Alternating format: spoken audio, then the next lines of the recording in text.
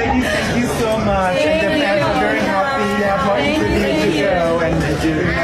We also just wanted to say thank you so much to El Salvador for taking care of us delegates. The most interesting pageant content is back. Nell 2204, your pageant blogger host. Subscribe.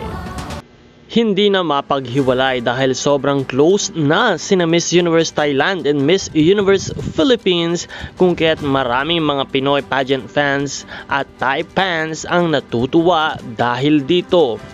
Mapapansin din na kakaiba at napakaganda at super glowing si Michelle D sa kanyang kasuotan.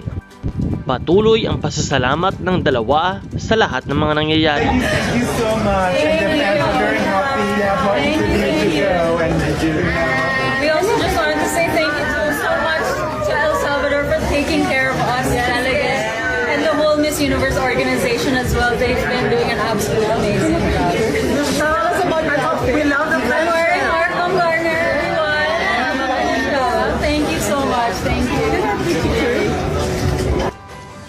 Muli ilang tulog na lamang ay nalalapit na ang Miss Universe Finals Night, kung kaya't patuloy nating suportahan si Michelle D, ang ating Miss Universe Philippines, sa kanyang journey sa Miss Universe.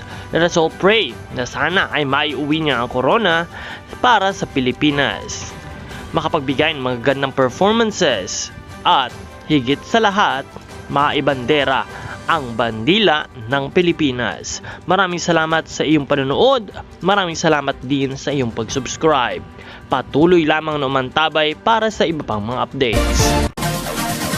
Support your favorite candidates and leave a comment.